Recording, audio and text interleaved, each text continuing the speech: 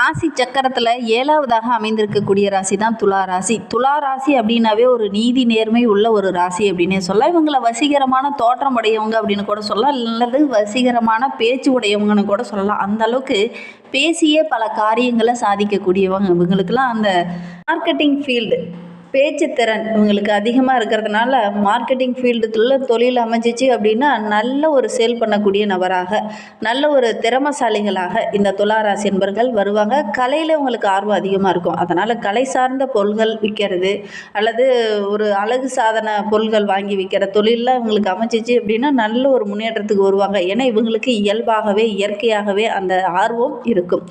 அதோடு கூட இந்த ராசிக்காரங்க ரொம்ப அழகாக இருக்கணும், ரொம்ப நீட்டாக இருக்கணும், தன்னுடைய பொருளை நல்லா பர்ஃபெக்டாக வச்சுருக்கணும். அது ஏதாவது கிழிஞ்சிருந்தது அப்படின்னா கூட அவங்களுக்கு பிடிக்காது. ஒரு பர்ஸே வச்சுருக்காங்க அப்படின்னா கூட அதை கரெக்டாக வச்சுருக்கணும், அதை கரெக்டாக மெயின்டைன் பண்ணணும். அதில் ஏதாவது டேமேஜ் இருந்துச்சுன்னா உடனே அதை யூஸ் பண்ண மாட்டாங்க. அந்த மாதிரி நீட்டாக இருக்கணும் அப்படின்னு நினைக்கக்கூடியவங்களாக இந்த துளாராசி என்பர்கள் இருப்பாங்க. ஏன்னா சுக்கிரனோட ஆதிக்கத்தில் பிறந்தவங்க. அதனால் தானும் நீட்டாக இருக்கணும், தன் சார்ந்த பொருள்களும் நீட்டாக இருக்கணும் அப்படின்னு நினைக்கக்கூடியவங்க அந்த துளாராசி என்பர்கள். சரி, இவங்களுக்கு இந்த கார்த்திகை மாதம் 30 நாட்களும் எப்படி அமைந்திருக்கு, கிரக அமைப்புகள் எப்படி இருக்குது, எந்தெந்த விஷயம்லாம் உங்களுக்கு சாதகமாக இருக்குது, எந்தெந்த விஷயம்லாம் உங்களுக்கு பாதகமாக இருக்குது, எந்த விஷயத்தில் உங்கள் கவனமாக இருக்கணும் அப்படிங்கிறத தொடர்ந்து இந்த வீடியோவில் பார்க்கலாம். நீங்கள் இப்போ தான் ஃபஸ்ட் டைமாக நம்ம சேனலை பார்க்குறதா இருந்தால் நம்ம சேனலை சப்ஸ்கிரைப் பண்ணிவிட்டு கூடவே இருக்கிற பெல் ஐக்கானையும் கிளிக் பண்ணிக்கோங்க. அப்போ தான் நாங்கள் போடுற ஒவ்வொரு வீடியோவுமே உங்களுக்கு நோட்டிஃபிகேஷனாக வரும்.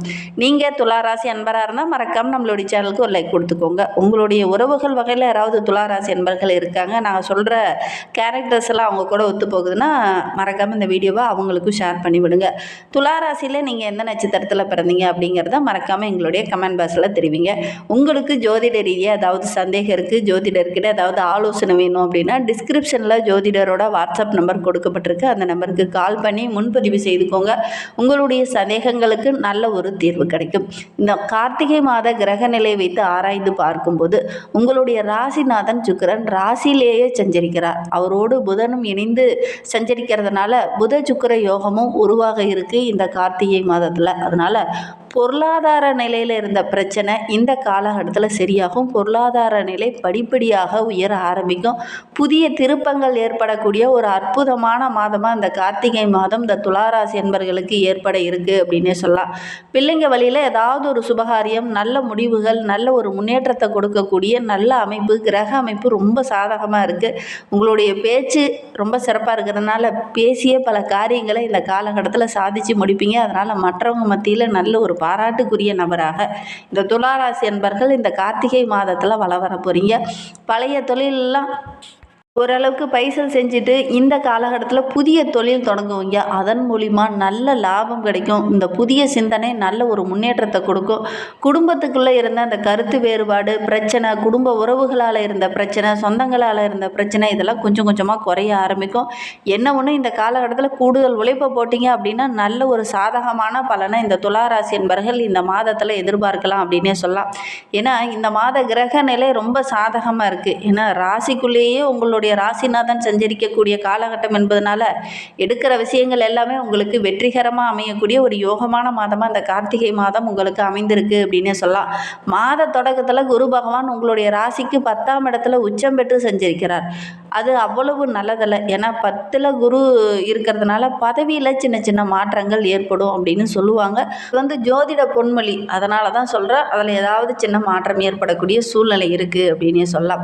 ஏன்னா கார்த்திகை மாதம் 2ஆம் தேதி முதல் வக்ரகம் பெற்று அமர்ந்திருக்கிறார். அதன் அடிப்படையில் பார்க்கும்போது மிகுந்த நற்பலன்கள் உங்களுக்கு கிடைக்கும் அப்படின்னு சொல்லலாம். பொருளாதார பற்றாக்குறை கொஞ்சம் இந்த காலகட்டத்தில் இருக்காது. அந்த பற்றாக்குறைங்கிற நிலை வராது. கொஞ்சம் கொஞ்சமாக முன்னுக்கு வருவீங்க. புதிய முயற்சி எல்லாமே உங்களுக்கு வெற்றியாக அமையும். தொழிலில், உத்தியோகத்தில் நல்ல ஒரு திருப்பமுனை ஏற்படக்கூடிய ஒரு அற்புதமான மாதமாக இந்த கார்த்திகை மாதம் உங்களுக்கு அமைந்திருக்கு அப்படின்னே சொல்லலாம். நல்ல ஒரு லாபத்தை எதிர்பார்க்கலாம். ஒரு சிலருக்கு வெளிநாட்டிலேருந்து ஏதாவது ஒரு அழைப்பு வரும், அல்லது வெளியூரில் இருக்கிற உங்களுடைய நண்பர்கள் மூலிமா ஏதாவது ஒரு ஆர்டர்கள் அல்லது ஏதாவது ஒரு புதிய தொழில் உங்களுக்கு அமையும். அதன் மூலிமா உங்களுடைய பொருளாதார நிலை படிப்படியாக உயர ஆரம்பிக்கும். நல்ல ஒரு அற்புதமான கிரக அமைப்புகள் நம்மளுடைய துளாராசி என்பவர்களுக்கு இந்த கார்த்திகை மாதத்தில் அமைந்திருக்கு. கார்த்திகை மாதம் 11ஆம் தேதி விருச்சிக ராசிக்கு சுக்கிரன் செல்ல இருக்கிறார். உங்களுடைய ராசிக்கு அதிபதியாகவும் அஷ்டமாதிபதியாகவும் விளங்கக்கூடியவர் சுக்கிரன். ராசிநாதன் தனஸ்தானத்தில் இந்த நேரத்தில் வரும்போது நல்ல ஒரு அற்புதமான பலன் உங்களுக்கு கிடைக்கும் அப்படின்னு சொல்லலாம். ஏன்னா இந்த காலகட்டத்தில் நீங்கள் தேர்ந்தெடுத்த களம் எதுவானாலும் வெற்றி உங்களுக்கு தான். அந்த அளவுக்கு கிரக அமைப்புகள் ரொம்ப சாதகமாக நம்மளுடைய துளாராசி என்பர்களுக்கு அமைந்திருக்கு. ஏதாவது தெய்வீக வழிபாட்டில் இந்த காலகட்டத்தில் ஈடுபடுவீங்க. அது ஓரளவுக்கு மன அமைதியை கொடுக்கும். இந்த நேரத்தில் இதை செய்யறது அப்படிங்கிறது நல்ல ஒரு முன்னேற்றத்தை கொடுக்கும் அப்படின்னு சொல்லலாம். நல்ல நல்ல சம்பவங்கள்லாம் உங்களுடைய குடும்பத்துக்குள்ளே இந்த காலகட்டத்தில் நடக்கும்.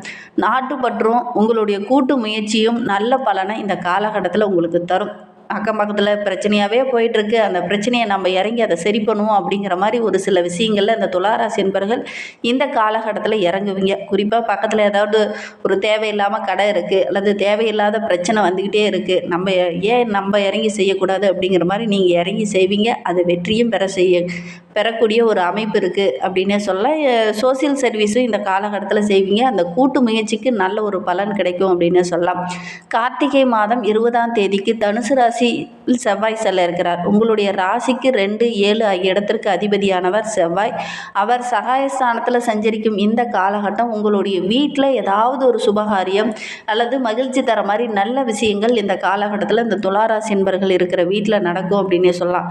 ரொம்ப தன்னம்பிக்கையாகவும் துணிச்சலாகவும் ஒவ்வொரு விஷயத்திலையும் இறங்குவீங்க. ஓரளவுக்கு சாதகமான பலனை இந்த காலகட்டத்தில் நீங்கள் எதிர்பார்க்கலாம். நினைத்தது நிறைவேறும். நினைத்த நேரத்தில் கரெக்டாக செய்து முடிப்பீங்க. அதனால் மற்றவங்களுடைய பாராட்டும் இந்த காலகட்டத்தில் உங்களுக்கு கிடைக்கும். பணிபுரிகிற இடத்துல கூட நல்ல பெயர் கிடைக்கக்கூடிய யோகம் இருக்குது. பணவரவு ஓரளவுக்கு திருப்திகரமாக இருக்குது. உங்களுடைய தனமும் படிப்படியாக உயர ஆரம்பிக்கும் அப்படின்னு சொல்லலாம். கார்த்திகை மாதம் 20ஆம் தேதிக்கு பிறகு விருச்சிக ராசிக்கு புதன் செல்ல இருக்கிறார். உங்களுடைய ராசிக்கு 9, 12 ஆகிய இடத்திற்கு அதிபதியானவர் புதன். அவர் 12க்கு அதிபதியான புதன் 2ல் வரும் இந்த நேரம் செலவிற்கு ஏற்ப வரவும் கிடைக்கும் அப்படின்னு சொல்லலாம். சேமிக்க இயலாத ஓரளவுக்கு வருமானம் சிறப்பாக இருக்குது. கடன் வாங்க வேண்டிய ஒரு சூழ்நிலைக்கு நீங்கள் தள்ளப்பட மாட்டீங்க. அந்த அளவுக்கு ஓரளவுக்கு வருமானம் இந்த காலகட்டத்தில் இந்த துளாராசி என்பர்களுக்கு கிடைக்கும் அப்படின்னு சொல்லலாம். முந்தைய சேமிப்பும் கிடையாது. இனி வருகின்ற நாட்களில் கடன் வாங்க வேண்டிய ஒரு சுச்சுவேஷனும் இந்த துளாராசி என்பர்களுக்கு ஏற்படாது. குறிப்பாக இந்த மாதத்தில் ஏற்படாது. இடமாற்றம், ஊர் மாற்றம், உத்தியோகத்தில் மாற்றம், வண்டி வாகனம் ஏதாவது வாங்கணும் அப்படின்னு ரொம்ப நாளாக நினச்சிட்டு இருக்கிறவங்க இந்த காலகட்டத்தில் அதெல்லாம் மாற்றம் செய்யலாம். அதற்கான கிரக அமைப்புகள் ரொம்ப சாதகமாக இருக்குது. அதில் மாற்றத்துக்கான அறிகுறி இந்த காலகட்டத்தில் உங்களுக்கு தென்படும் அப்படின்னே சொல்லலாம். எதுலேயுமே யோசித்து செயல்படுங்க. அவசரம் காட்ட வேண்டாம்.